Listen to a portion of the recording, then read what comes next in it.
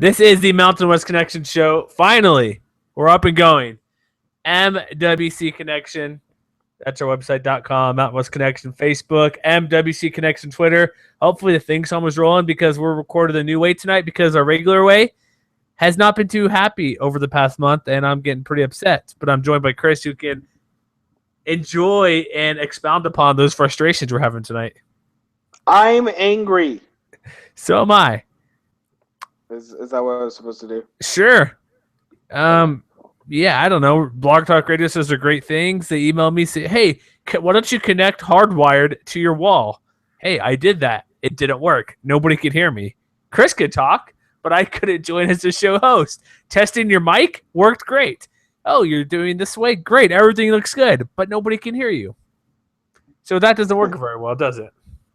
Yes. So I sent off another email to see what's going on, and we may never use them again because you want something that works, right? Yeah, exactly. And they fixed it, and it sounded much better because they've had their audio has been, there's been some, not issues, but it hasn't been the best. They made an upgrade. It sounded great for last week when it worked for like 4 minutes, but then nothing. But let's get to the show. Let's forget about that. We'll take our frustrations on complaining about teams, right? Yes. So this is the partially, well, first off, it's the complaining show. Second, it's UNLV preview. And third, or 2B, is the Mountain West Media Day recap. So we've already done our complaining. What should we do next? Should we go Media Day? Sure. Let's go that. So Media Day, one thing I want to start off before we get to Media, well, it's part of Media Day. We put our staff poll out. It wasn't really scientific. We didn't really do, I guess we technically did what they do at Mountain West Media Days, where when you pick offensive player of the year, defensive player of the year, you just pick one person. However, you pick one, the way they do it, they present one player per team. Because our choice, overwhelmingly for defensive player of the year, was Zach Vigil of Utah State. Which I did not vote for. Who did you vote for? I forget. I have our list. I have to remember that. Well, you sent me a chat since you didn't fill out the form, so I didn't know if you knew off the top of your head.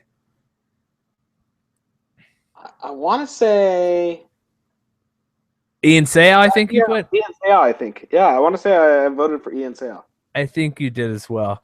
Well, that's our pick was, and one of our guys who we chatted a bunch, had him on the show at least once, Jimmy Durkin from the Mercury News out in San Jose. He informed us he was going to vote for Vigil. However, he did not appear on the list, and it was Kyler Fackrell because it's one player per school, which is a good choice and actually won, but it's kind of surprising. We'll just start with there. A player who played, he didn't even play a full game. He tore his ACL against Tennessee in week 1.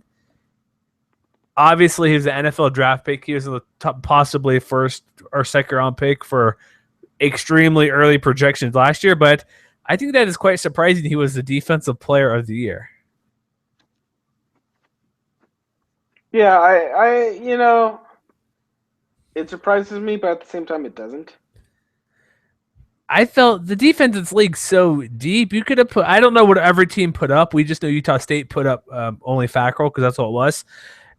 You could have made an argument like we did, Ian Sayal. If you have Nick Vigil, but he was an option, you could have had Camille Correa from Boise. Yeah, Camille Correa from Boise State. It just seems odd that they'll pick a player who didn't play despite his potential to be the player of the year. And then they kind of go same way the quarterback. We don't know who any QBs are, and it's Chucky Keaton, first team QB. And that's kind of the same situation. Now, do you remember who I voted for offensive MVP?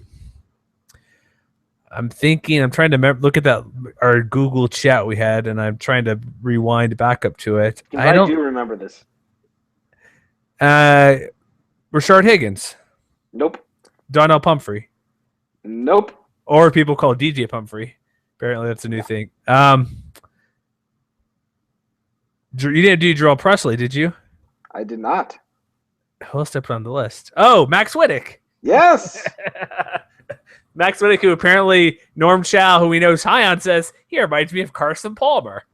So Ooh. Well, actually, he does. I mean, remember I saw him play against Utah State a few years ago Mm-hmm. when he was actually starting for USC, and he didn't have a good game that day, but he did have the Carson Palmer-esque style, Which is more pro style quarterback, but will throw a ton. okay. Now that makes sense. It's the only thing with Whittick. It's like he was okay at USC. He wasn't great. He got beat up by Cody Kessler, and like Norm Chow, we knew Norm Chow was high on him. Like, oh, he's gonna be the guy. He's gonna be the man. He's gonna do everything we want him to be. But he has Marcus Kemp, but St. Juicy is I guess he's technically their first string court running back at media day with the depth chart that they released. But I get the potential thing, but I want to see it first before I buy into that. Yeah, Is that fair? That's fair? Well, you can't go wrong because the actual player there was Rashard Higgins, and I love it. We have so many Colorado State fans who listen to the show or read the website or follow all of our accounts on Twitter. Again, Greek Padre if you'd like to boost his account there. I'd like to boost an account. Side note, did you happen to Parker's Twitter account? Yeah. I don't know what the deal is. We'll mention this now. We kind of talked about our guy Parker Robertson. He's covering Utah State football for KSL.com. He'll still be doing a few things with us. He'll join our podcast. He'll do some recruiting and basketball, but his main thing is now football with them. He had about 200 followers. He's fairly new to Twitter, doing a few things with us. We were direct messaging last night. He's above 2,500 followers in like 4 hours. And I'm like, what's going on? To find out, I don't know how this has happened. This has never happened to me on a mass basis. And clearly, obviously not to you, just because you're about 500. You would see a couple here or there like I would, like the egg bots or spam bots or the foreign accounts. There's people I was going through who followed him, like they haven't tweeted since 2012. And he got like 2,200 followers in a couple hours. Nice. I told him, I'm like, he's going through, he's telling me he's like blocking these. I'm like, don't block them. They'll say spam you. Don't waste your time. But it does two things. It makes them look more credible. Nobody looks at who's following you. They look at the number of followers, right? Yeah. Did he already all of a sudden just buy his followers? No, he was surprised. And he surpassed me, which I'm like, dang it, man. He already surpassed me in a little while. I'm like at 2,200. Was I at 500 followers or was I only at 400? Let me look and see. I just kind of tossed out. I know you passed our goal of 400 last year.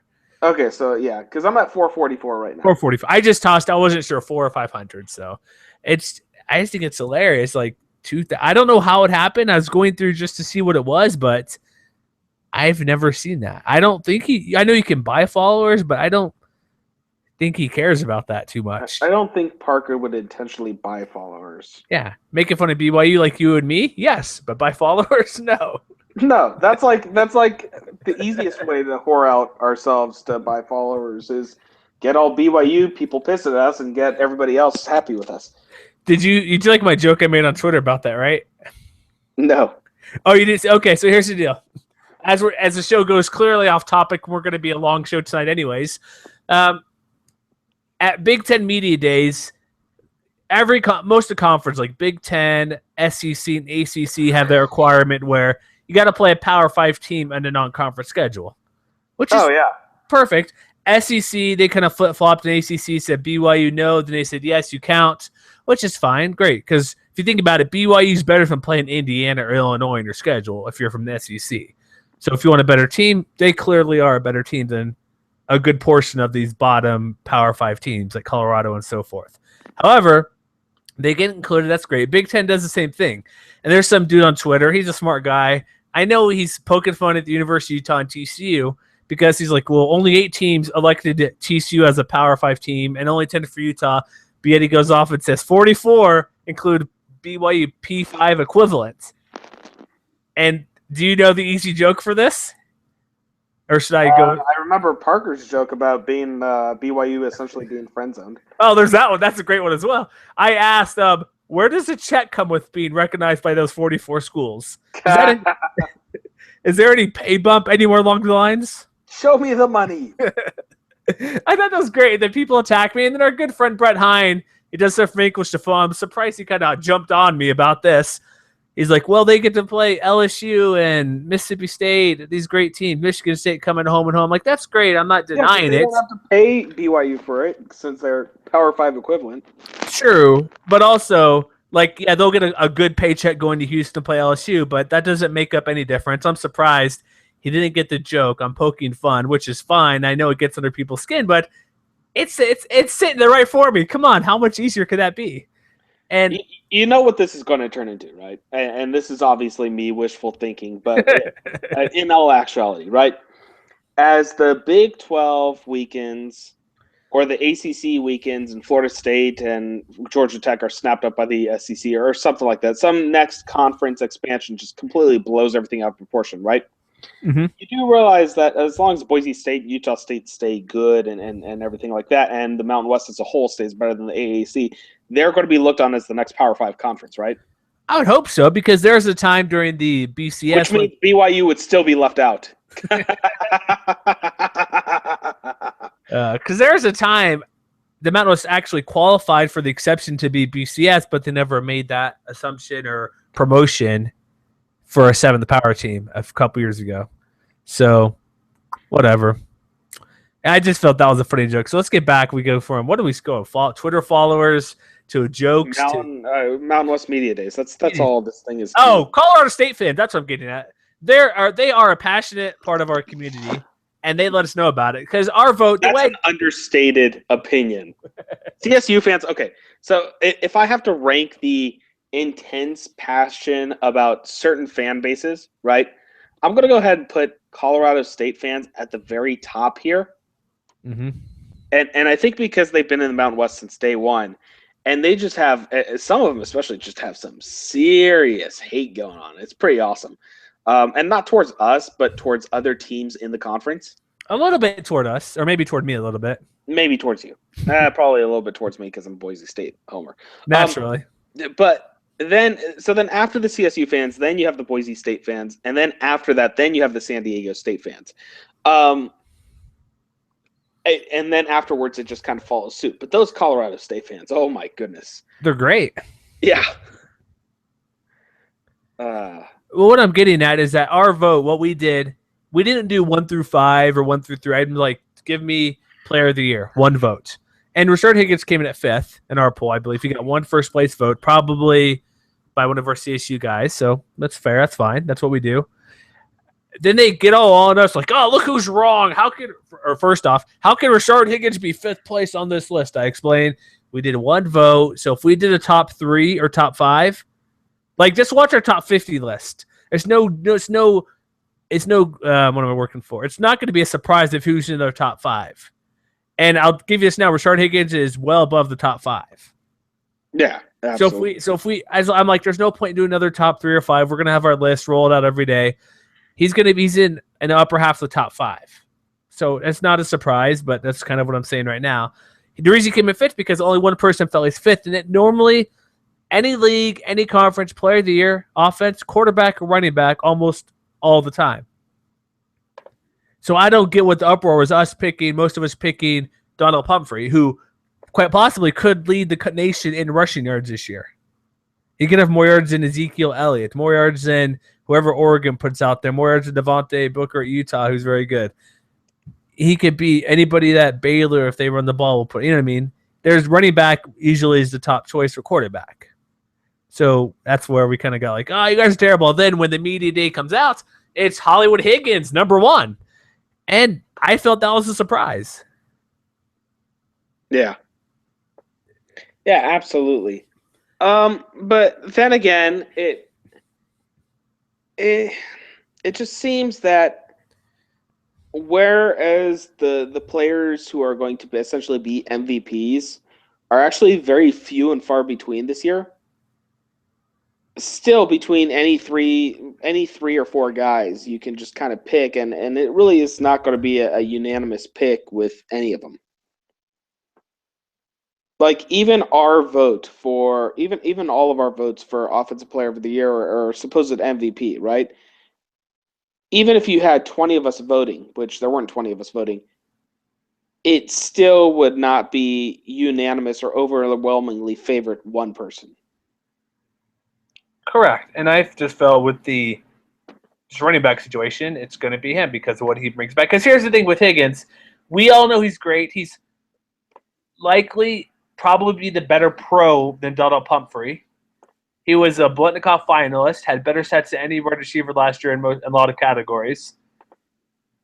But he has a new quarterback. It's probably going to be Nick Stevens, their quarterback from CSU. Maybe Coleman Key, but I don't know if he's going to be there yet. There's a new offense with Mike Bobo, new running. D Hart's no longer there, no running back. He might struggle to put up good numbers despite being a dominant player on the field. And that's where I was coming from, and the reason I'm going to pick Pumphrey, because not that he's the more safe choice, he's just I guess he is, but I thought he's the more logical choice to have a better year, despite knowing Higgins probably is the better football player. Yeah. Because what happens if they go 100% Mike Bobo and just run the ball every play? Higgins is. That's kind of where I'm coming from, but were there any? That's just. I just think that's what it is. I'm not denying what Higgins is. He brought the popcorn, the promotional stuff. Great. I just felt the better football player is Higgins, but the best player for their team, which is where I kind of went with this award, would be, and my vote goes to Pumphrey because I think he'll have a bigger impact. That's fine. So, did you find anything suspicious or interesting on these lists at all? The first team, anything? No, I gotta take a look at everything. I honestly did not pay any attention to media days this year. That's fine. I'd listen to everything afterwards. That's huge for me because I'm the one who always kind of makes fun of media days. Sure. I also did you okay? Because should we give your announcement now? The reason why you probably weren't paying attention to media days? Yeah. Can we? Yeah, sure. Why the hell not? Or do you want to or not? Because you said earlier you were going to announce something and you can't back out of it because, like you said, you have 444 followers who want to know what's going on.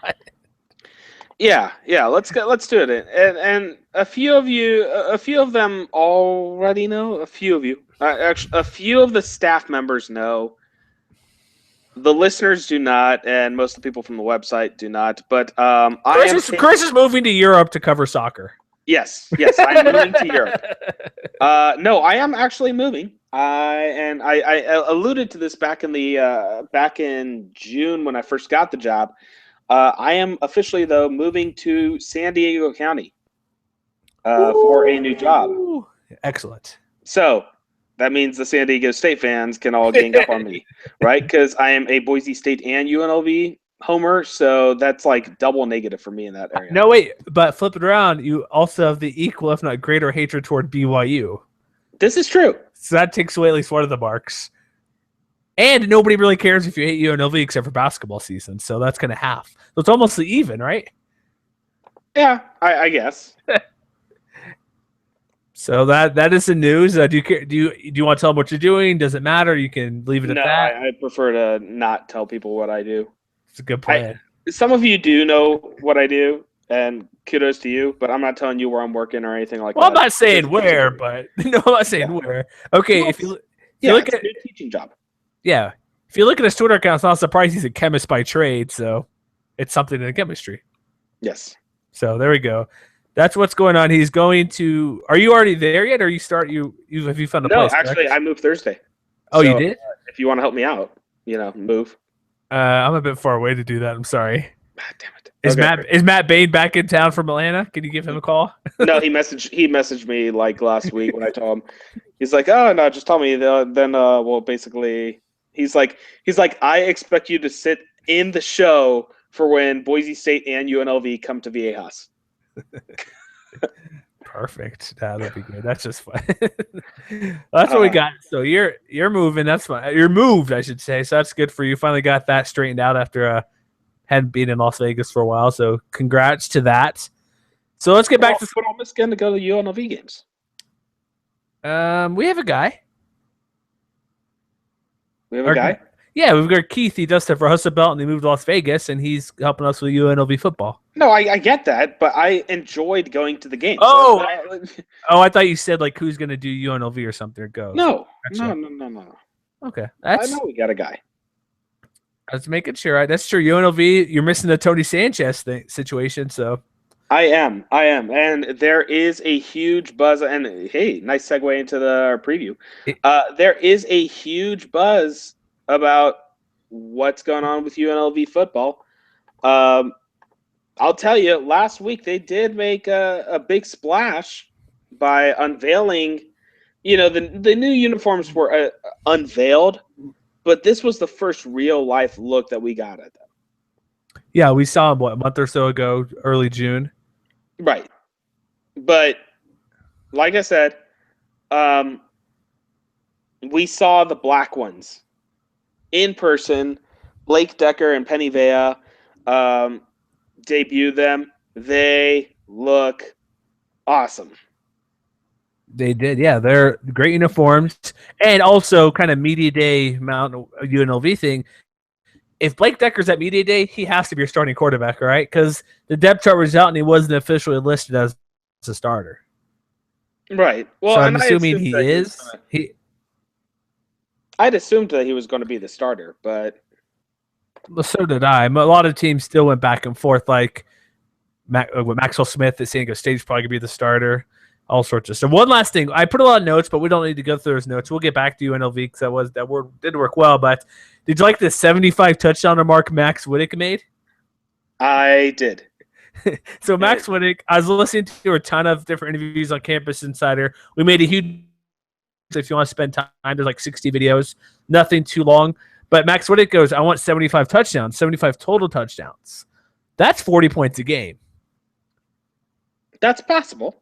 Really? Hawaii, 40 points a game? Yeah. They do have Marcus Kemp. And also, I listened to a lot of San Diego State. We didn't mention order of finish. Boise's projected to win the Mountain Division, got all but 2 or 3 first place votes. Aztec, all but 2. Okay. Aztecs in the West. Aztecs, was it Fresno? All but 3. All but 3, yeah. Then Fresno, then Nevada, and then CSU finished out 3rd. But listen to Rocky Long. Dude, I am probably more optimistic about the Aztecs than I probably should be. Just because what's media day, that's what it is. He goes on and on about the defense. We're going to be so great, the defense is always pretty good. And then they're talking about who the quarterback will be. He doesn't really say. And there's a few players that were saying, yeah, if our quarterback situation was more stable, we'd be really good. And I kind of believe that. They just need a wide receiver. They have probably going to be Maxwell Smith, the Kentucky transfer, who's going to start. But I'm kind of maybe a little bit higher on San Diego State than I should be after listening to coaches. But again, at media day, it's all we're great, we're undefeated. So maybe I'm just buying into that. Yeah, absolutely. But if I'll tell you, we'll know a lot about this Hawaii team when they play game 1 versus Colorado. 1 a.m. Eastern time, Thursday night. It's going to be fantastic. I'm going to be watching. It's midnight. It's 11 for me. I don't know. I work super early, so I don't know. We'll see. I have to teach the next morning. You got an hour on me at work by like 7 a.m. So yeah, but I watch it. I know you have an hour on me, and I have to be at work earlier than that. So just a competition. So back to UNLV. Yeah, let's get. You know how I know Tony Sanchez is doing things, even though we don't know he's doing things yet. How so? A week ago, or a little over a week ago, Sam Boyd Stadium's field was widened and returfed. Ooh. The last time Sam Boyd got returfed, Randall Cunningham. Oh, I was going to say Randall Cunningham, 2003, 11 years ago. Yep. Also, one thing interesting I really loved, I didn't get through all of it, but I was listening to or reading around the web about everything over at coachingsearch.com. They do a great job about coaching interviews, coaching search, obviously that's what it's about. They're sifting through a lot of stuff at media days. I think we'll have an article about it soon, but you know who their new offensive coordinator is, right? Or offensive coach they have? Gorman? Or no, sorry. Sanchez? Yeah. I thought I can't remember. I need to pull this up here really quick because I'm trying to find the right quotes, but he's bringing in. It's not Al Borges. No. Hey, good. Have fun, Spartans fans. Crap, I forget who it was. I should have had it up here, but basically what it was like, they're bringing the guy UNLV's not paying much money for a coach. Like Sanchez is getting $500K himself, I believe, somewhere around there. His assistants are making more than he is. No, they're not. No, what I'm saying, some other places are, but I'm saying I wish I had this story up right here. Crap. What it was essentially, he wanted to bring in this guy. I think he's from Colorado, where he's like, he brought in the guy from Colorado. That's what it is. Yeah, I'm trying to think of the right name here. I just can't seem to find it. But whatever. Basically, what it is, he's like, I can't afford you. He's like, I don't care. I want to come to be a part of what you're doing. To make barely, not to say barely, like this is still a lot of money, but for assistant, for an offensive coach, he's like making $150 a year, 150,000. Still, most people would love to make that much. I know I would. You probably would as well. But he's coming from a job where he would be making closer to $400,000 per year, and he's going to go just because he believes what Tony Sanchez is doing at UNLV. And you don't take a pay cut just because, you know what I mean? Just because it's your buddy or friend. You may take a small pay cut, but cut your salary by over 60%. And going to a school, even though Colorado, UNLV are not the best, CU, you're still in the Pac-12. Hopefully there's potential there, but he's going to go to UNLV, where they've been outside of a couple years ago going to that was the Ticket City Bowl and when they played North Texas. Yeah. Nothing since Randall Cunningham was there. Like they've been 110 at best out of 125, 128 FBS schools, and he believes so much of what Sanchez is doing. So that's a pretty big deal. No, it's huge. And here's the thing. This comes back to last week's media days. So at the media days, right? They interviewed Sanchez, everything like that. Let's just say this: he's won media day as a coach, I think. Oh, totally. Because what happened was the crowd's gone, right? Local writers, and then some guy from USA Today, the guy who recapped the media days. Well, no, actually, that's actually. But then there was a whole crowd of reporters in front of Tony Sanchez. Like he is basically basking in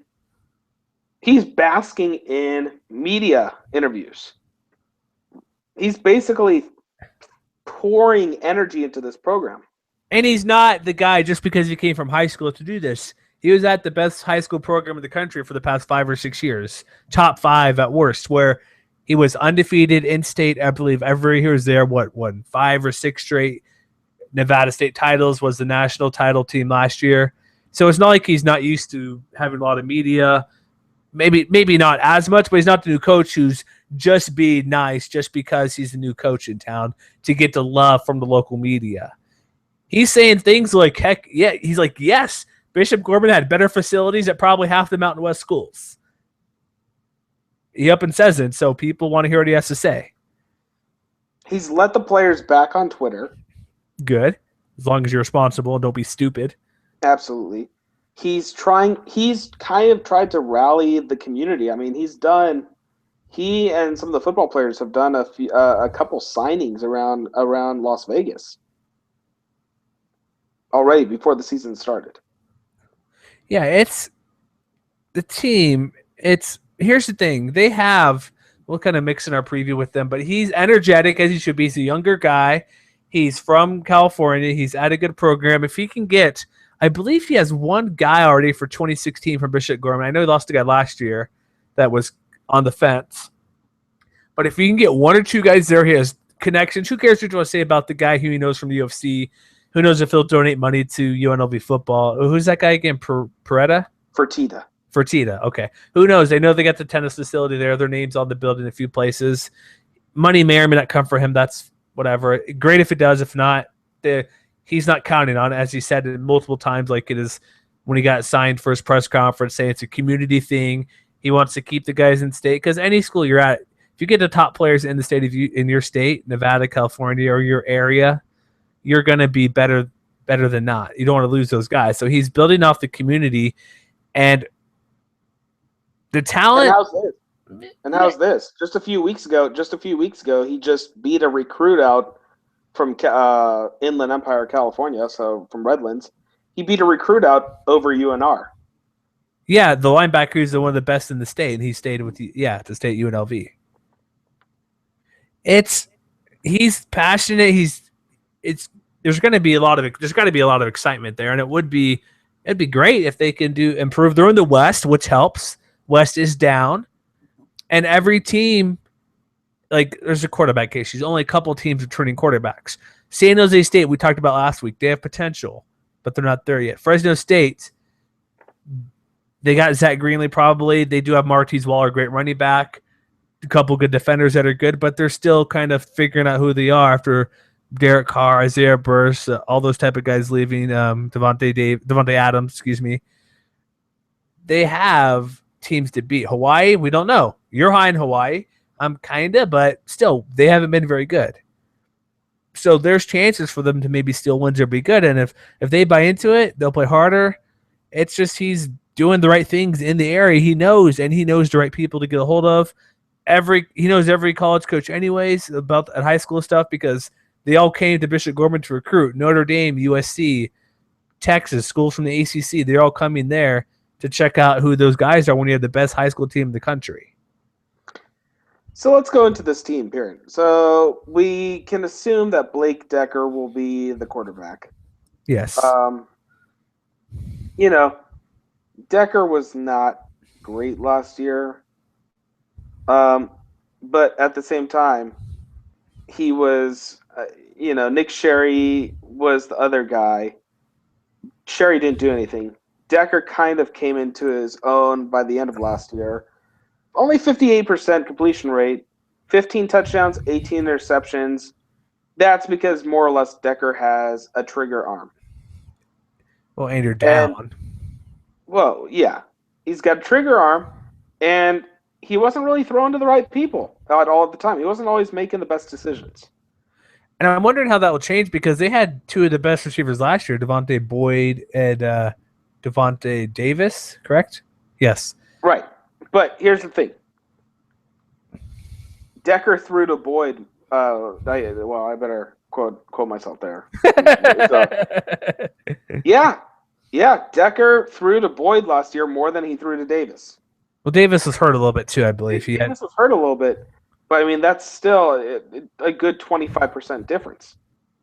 And Boyd had a better catch rate than Davis. So you already have that natural progressive chemistry between your top wide receiver and your top quarterback. There's going to be something there, and Boyd is going to be your go-to guy. Of course, he's going to be one of the best receivers in the conference. He was first team Mountain West with Rashard Higgins, and that includes you got guys like Tyler Winston. You have all the guys in Boise State. Maybe they kind of split the vote there. McNichols and all those type of guys are the spearback who could be right there to have better stats or numbers, but there's a lot of good wide receivers pretty deep in this league to be named first team. Pretty big deal. Yeah. And I mean, the guys behind Decker, if Decker somehow goes down, UNLV is pretty much screwed because then you have a redshirt freshman, a sophomore, and a freshman. None of them have seen any snaps at the collegiate level yet. So Decker has to be your starter. There's no other option. Now, the big trouble with UNLV is they need somebody to run the ball. And Shaquille Murray-Lawrence, he did well, but Keith Whiteley did just as well last year. And it seemed like even though both these players were racking up between 4 and 4.5 yards per carry, it just seemed like every single time they couldn't get more than 2 or 3 yards. But yeah, it sucks when Blake Decker's your leading rusher. He was, yeah. Oh, in terms of yards, yes. What else do you put me for leading rusher? Total yards. That's what I go by. Number of rushes. By 5, barely. Oh, okay. Yards, touchdowns, yards per carry. We're all number 1. Yeah. Maybe it's George Nafahu. Yeah, is that right? Nafahu. Maybe he'll step up and do something, but he barely played last year. 52 carries. So running game, you're right. And I think also protection is going to be an issue because he got sacked 34 times last year, and they're only returning 2 starters. What was that? Sacks are going to be an issue because Blake Decker was sacked 34 times. They only bring back 2 starters from last year. Yeah, that's definitely not going to be fun. And without a running game, yeah, Eric Nunez, if he starts, Kyle Saxley does as well. But outside of Ron Scoggins, he's a right guard. And then I guess Nick Gestrin is, well, I don't recall what he played last year, but he's listed as right guard, had 13 starts. That's okay. It's probably the right side of the line, but you got to protect, and we don't know who a running back is or how good the running back will be actually. I don't know where the improvement can come on offense outside of just these new guys stepping up. Yeah, absolutely. The nice thing though is you lost second all team Mountain West, but you do have some experience returning. I think the problem is I think Depth. Yeah, exactly. And I guess receivers really quick is just Boyd. They lost, like I said, lost Davis, lost a few other guys. They have a good core because like Kendall Keys, Anthony Williams, and Keith Whiteley, they all got about 23 receptions last year. They combined for 72, it looks like, 71. That I don't know how much they're going to throw this year, but there's enough depth there. I think the receiving game will be fine, but they can't rely on that the whole season. Yeah. It might be there. It's like maybe not. It's going to come down to Decker being more accurate and not, like you said earlier on, not throwing stupid passes or forcing it for interceptions.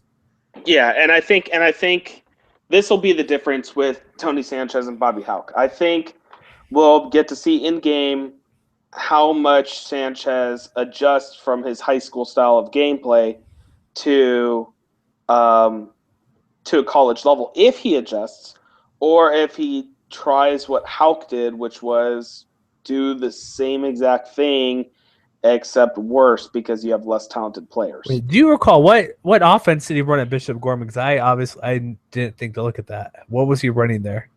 I could tell you right now. You do that, but one thing, like you said, he's going to make changes. I think it was a spread. Like, makes sense. I know they scored a lot of points. I just don't recall. But here's who they brought on. He made a great staff around him because you don't want to be the new guy from high school to FBS, which is a huge jump, even at a UNLV school, which is not the best. He brought in Barney Cotton to be the offensive coordinator from Nebraska. 4 decades of coaching experience. They bring in Barney Cotton. 3 decades here. They have Kent Baird to be defensive coordinator. He's had 40 years of coaching experience. Huh. So interesting. Interesting to note. So this was actually from an interview with Tony Sanchez from American Football Monthly. Tony Sanchez, when he went to Bishop Gorman, did a pro style offense. And let's just put it this way. And this is from his 2012 season, right? In his 2012 season, he won the Nevada State Championship, right, against Reed High School, defeated Reed High School 72-28. Not bad. Yeah, not bad at all. Throughout the season, almost 4,500 yards of rushing and 3,200 yards of passing. So about 60-40, about a 60-40 pass to run, or run to pass, which is what you would expect in a pro style offense. So now, if you're bringing that into a UNLV offense, right? Mm-hmm. You're gonna have to get Keith Whiteley and Blake Decker, or not even Blake Decker, but Keith Whiteley and George Nafalo more involved. Get them if they're getting those 4 yards of carry. Let them get that 4 yards of carry. Let Blake Decker make those short passes. You don't need to make long passes to get affected or to be effective. Because even with Devontae Boyd, his numbers, like, let me pull it up here just a second. He wasn't like a deep threat. He was getting almost 10 yards an attempt to him, which is pretty good. 9.7 a target.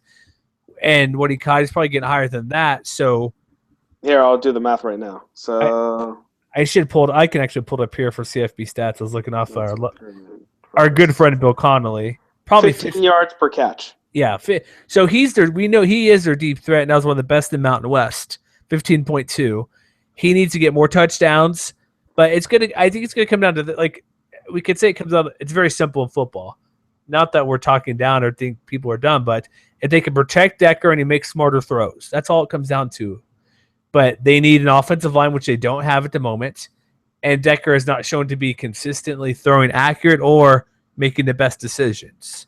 And he's losing possibly one of the school's best receivers ever in Devontae Davis.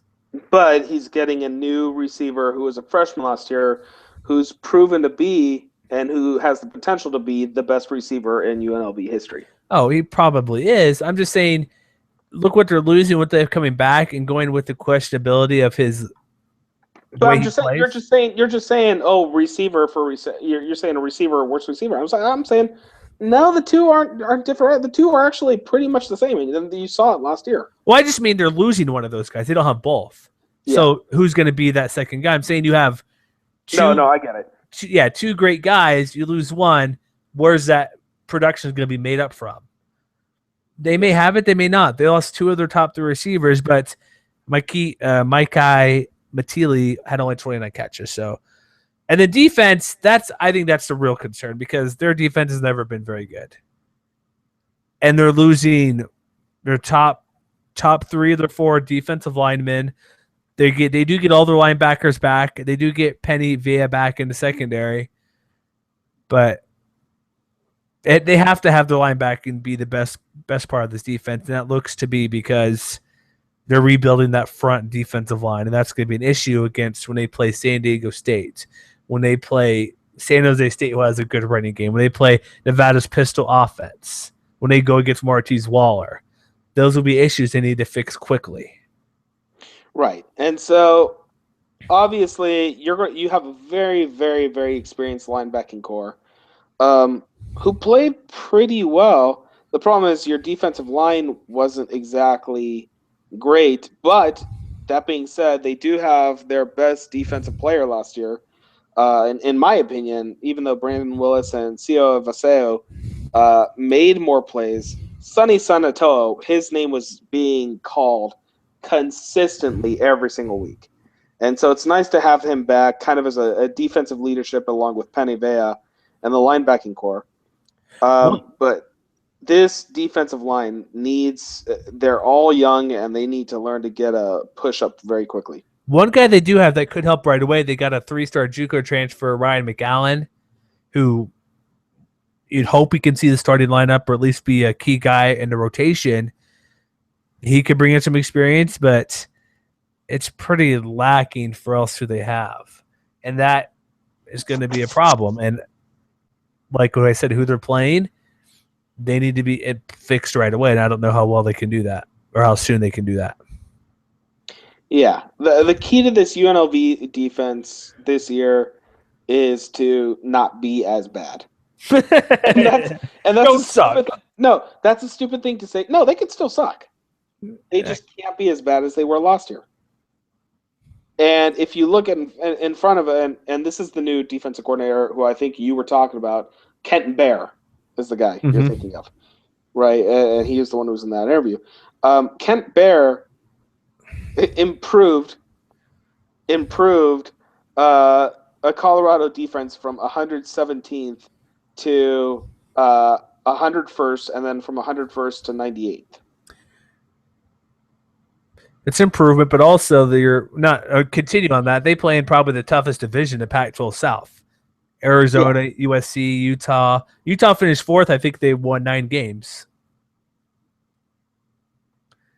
And so that's improvement. If he can, like I said, if he can do that at UNLV, just move them up 10 spots nationally, that's what they need. Their defense is just historically not ever really been good outside of a couple players here and there. And it's so basically with that being said,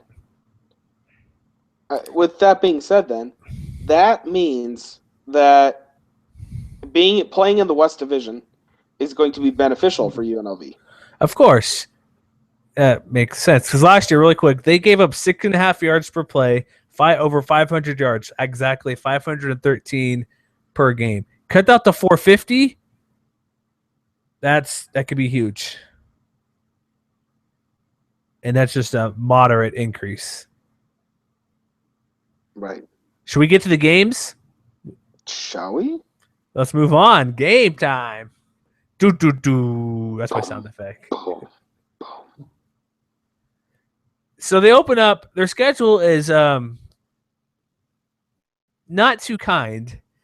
They open up at Northern Illinois at Husky Stadium, which a very difficult place to play. Listen to that new USA Today Football 4 podcast. Yeah. And everybody knows NIU, Jordan Lynch. They've had great coaches through the past decade or so.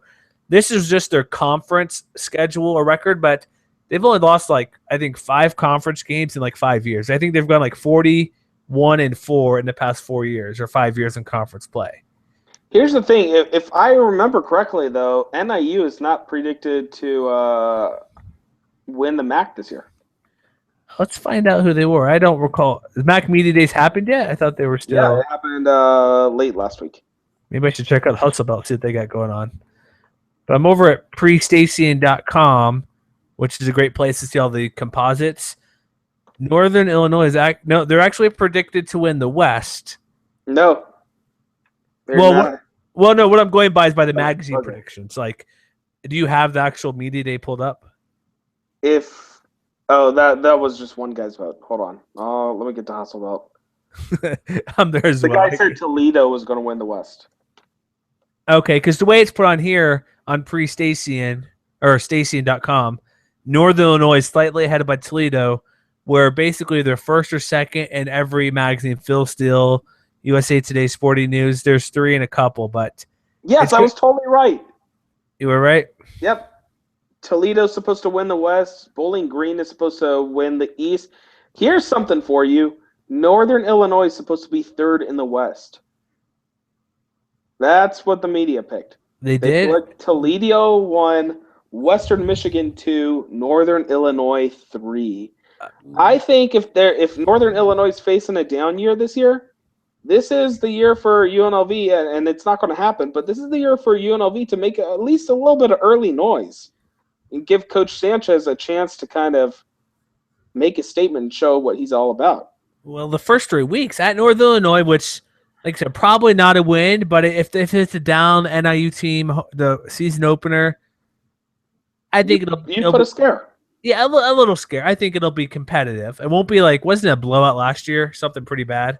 It was. It ended up being a 14-point victory, and basically Northern Illinois jumped out 28 points, and UNLV just kept fighting back. Yeah, and that's the thing. That was last year. If Tony Sanchez can get his team out starting quickly and put Northern Illinois in that hole, then that's where the scare comes in, and that's where people start to wake up and say, "This is a different team." Because the next week at home versus UCLA, you're not going to see that at all. No, and then at Michigan, the week after, that's a pretty tough first 3 weeks for. Absolutely, Coach. If you somehow beat Northern Illinois on the road, that sets the tone for the whole season. Even if you lose to Northern Illinois, but it's a close loss, that sets a tone. That sets something different. That wakes people up, at least the local media. Because it's like what I said when before they made the bowl game. We said this about New Mexico and UNLV recent years doing this show. They're not. It's a bad compliment to say, but it's still a positive. You're not losing as bad. You're not losing 52-10. You're not losing 72-0. You're losing, like you said, the NIU game. You lose by 14 points. It got out of hand, but you didn't give up. Right, exactly. I'm gonna go off topic again. Do you know? One of our New Mexico guys, Ryan Tomari, right? He does a little bit for us. Yes. So I was looking. We're on Facebook buds. Looking through. He used to write for the New Mexico Daily Paper during the glowing times of Mike Locksley era of New Mexico football, and he's like, "Oh, I forgot to put this on Facebook. It's the 50th anniversary of me getting a confrontation between my head coach Mike Locksley at a bar." And and what it was? No, I'll probably share it or something. I'll send it to you real quick. It's just a little thing in the newspaper. He put in his little blurb on this date. The reporter for date whatever I think it's the Daily Lobo predicted Oregon to beat New Mexico 72-3 in EA Sports NCAA Football 11. I wish the game was back, but and then he got in a confrontation or was confronted by Michael Oxley at a bar. The bar owner deleted the surveillance video. Next line, which is kind of like the next update for New Mexico football. New Mexico loses to Oregon 72-0. I just saw that. I'm like, oh, hey, that game's pretty accurate. It's like, hey, at least you got a field goal over the coach. Right. I happen to think of that for whatever reason, but that was hilarious. But me thinking not losing as bad. But here's the thing: even Idaho State, who they play week 4, that's not a gimme win. Their offensive coordinator Don Bailey's now at Hawaii, but their offense was I believe it was the best in FCS last year. No, it wasn't. Yeah, it was. No. Yes. No way. That's look it up because the new Hawaii OC is from Idaho State. No, I know that, but where do I find college? Where is CFB stats? I don't think they'll have FCS stats there. They were one of the best offenses in the country last year. I know you hate everything outside of Boise State, but come on. It's not that. It's not that. I am just in complete and utter shock. Okay, I'm on NCAA.com. Let's go totals. You said offensive or just passing yards? I think total offense. Sorry, I thought I was muted here. I got some random message. My computer beeped. Total offense. Holy hell! You're not kidding. Told you.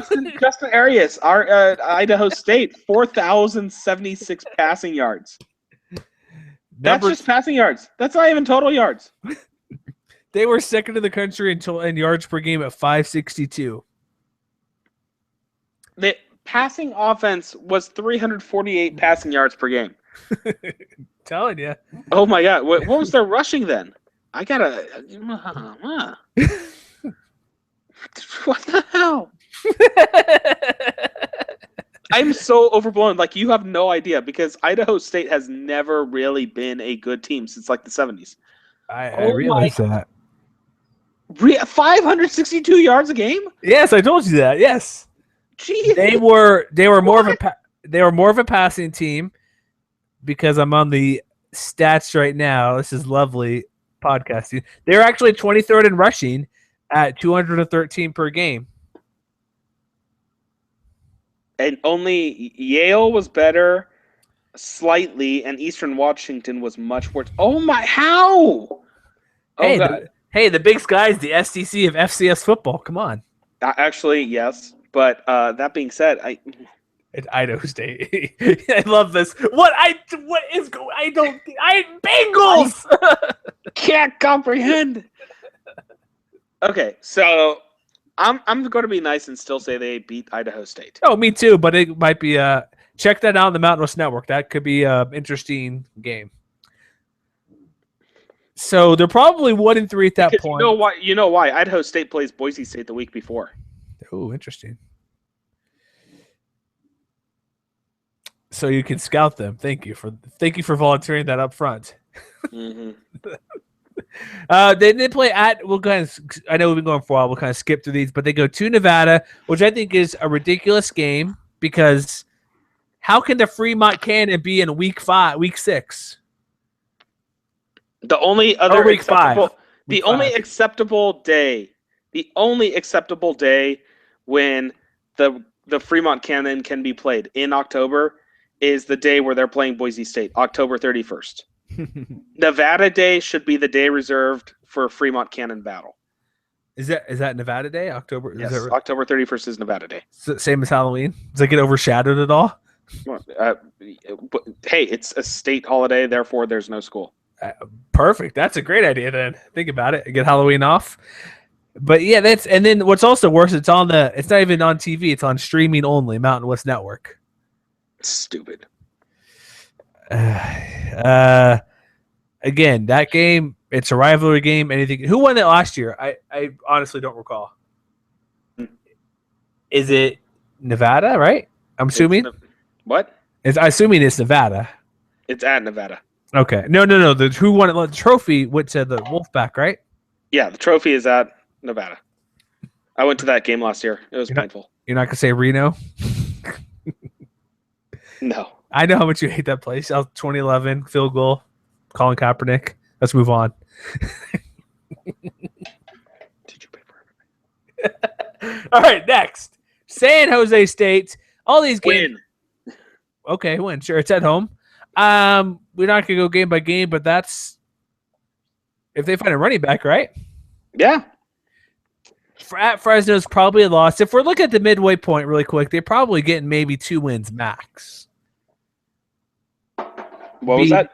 They're probably getting 2. If we stop at the midway point, they're probably getting just a pair of wins maximum. Idaho State and maybe somebody else. San Jose State? Maybe. I think if the Spartans offense picks up like we think it could be, that might be a difficult game for the Rebels. And then the last half of the schedule is pretty brutal. But that's the thing. Between Nevada and San Jose State, both those teams, while they are going to be heavy underdogs, they can both conceivably win. Yeah, I agree. Because you're in the West and pretty much anything can happen. And you're at home, so that's hopefully there's a crowd there, despite probably sitting at 1-4 in that game, because they're not beating Fresno State, I don't think. Nope. And then, man, that second half for Nevada or UNLV is very difficult. Boise State. You get the rival game against Hawaii, which I think it's a rival game because they've been playing forever, and that's a tough one. Homecomings, that's nice. At CSU, very difficult. Home to San Diego State and at Wyoming. They might go 0-5 down that stretch. It's fairly likely. This might be a 2-win team. I'm going to be nice and say 3. 3? Mm-hmm. Who's the third win then? Wyoming? Idaho State, Nevada, San Jose State. Of course you can say Nevada. Okay. It's, like you said, this is the worst time for them to rebuild their defensive line. And when they have everything back, out secondary, half the starters back, that's good enough. They have the experienced coaching staff. I want to be more positive about UNLV.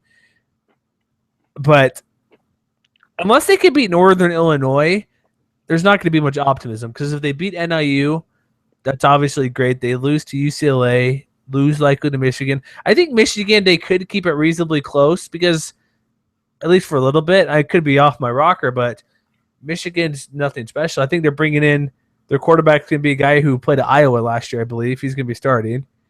And they were a mess last year, despite we know the talent being better. That could be interesting, but I think if you want to keep the momentum, like you said, they got to beat NIU.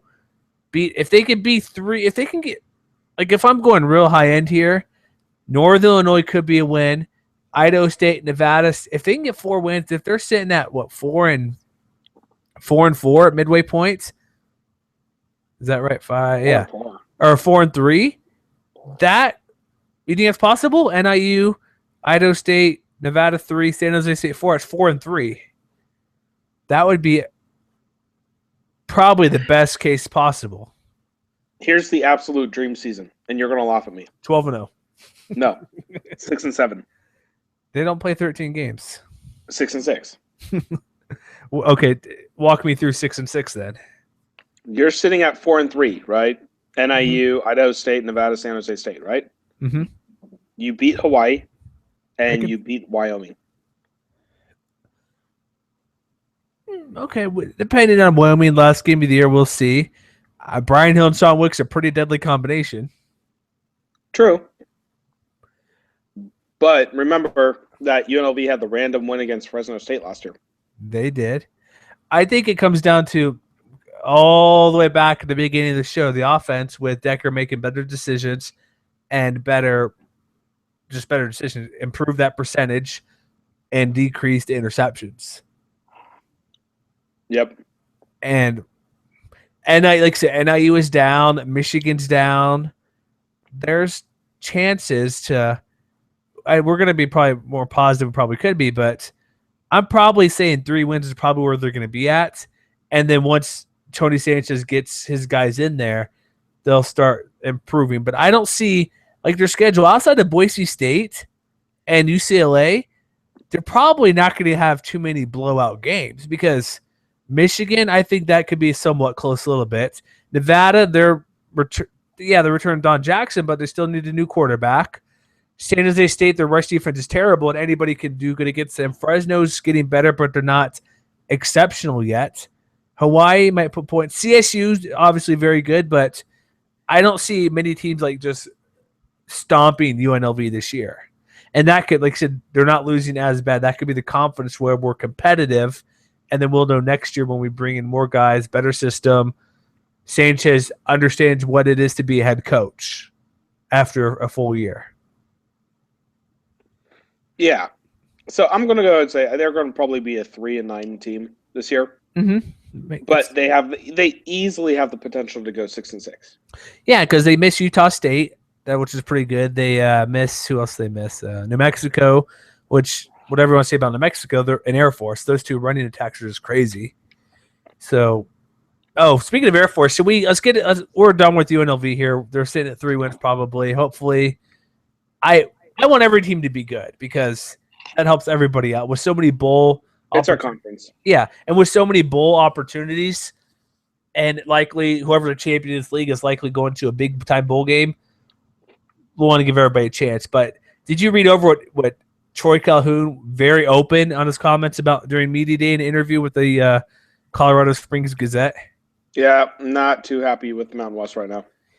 His comments were great because he didn't come out and say it, but he pretty much came out and said it. He doesn't like the recruiting because of the late night games, which is great for hockey because there's a lot of East Coast teams they're in.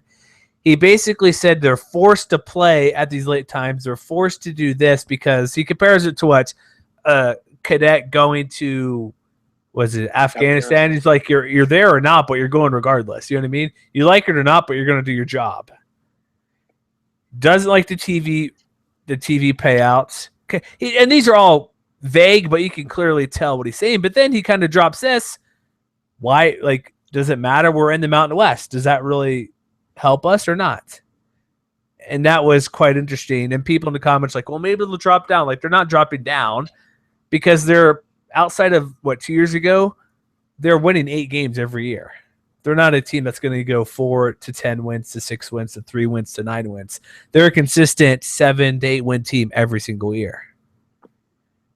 And really, if you think about it, if there's any team in the nation that makes sense to go independent, it's the service academies. Mm-hmm.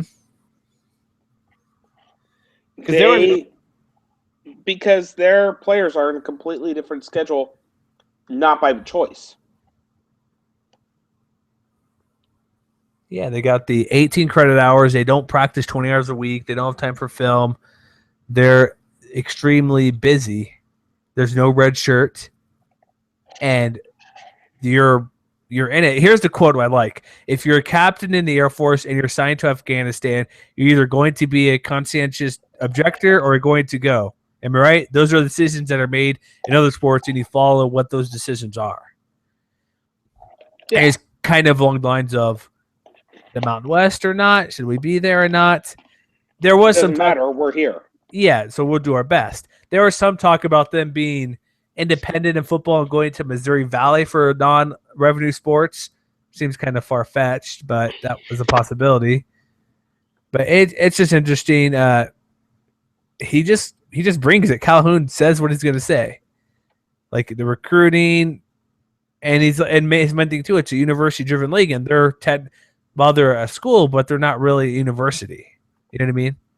Right. Their goal is to eventually protect the United States and whatever job you get in the academy, a pilot, computer guy, intelligence guy. That's what they are. They're not there to bring out lawyers or architects or engineers or athletes. They're there to eventually protect the U.S. from whatever they are assigned to do. So I just wanted to bring it up because I lost a little bit of media day. Do you have anything else we need to bring up I missed, or my notes I sent over that you found intriguing?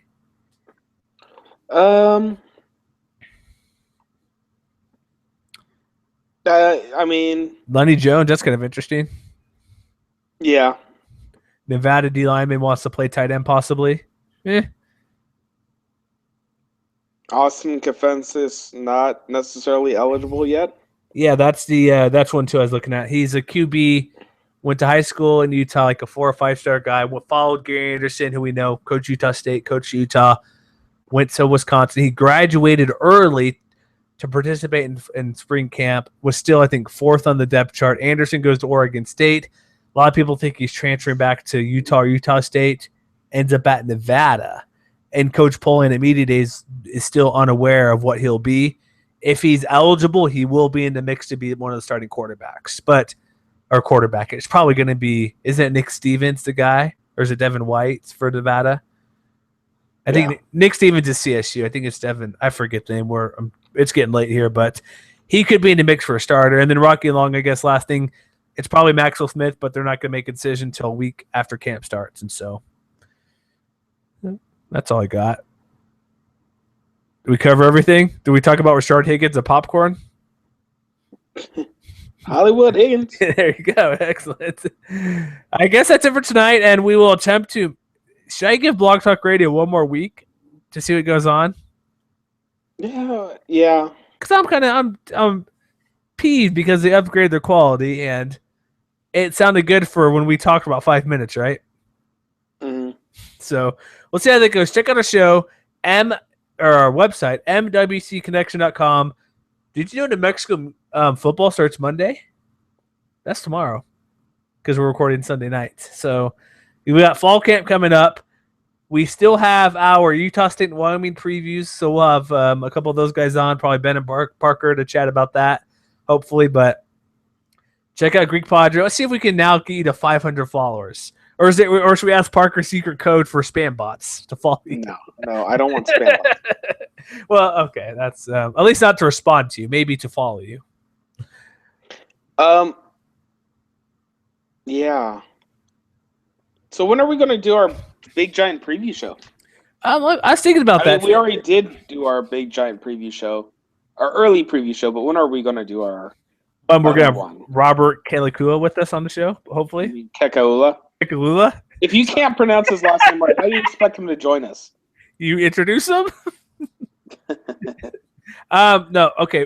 Quick business here. So today's the 2nd of August. We will do Utah State on the 9th. We will do Wyoming on the 16th. Mm-hmm. And that means August 23rd is our big preview show. Should we do what we did last year? People probably want to know, but do you want to bring on all of our writers for a quick 2 minutes, if possible? Didn't we do that? Yeah. Do you want to do that again? We could. We could totally do that again. I will send out the sign-up sheet.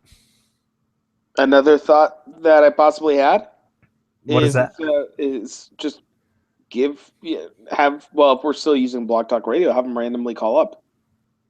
Yeah, that made it simple last year. That's what we did last year, I believe. Bring them up. So we'll see. It depends on two things. I don't want to do segments and call on it. We could still do Google Plus and call them, but that could be a hassle.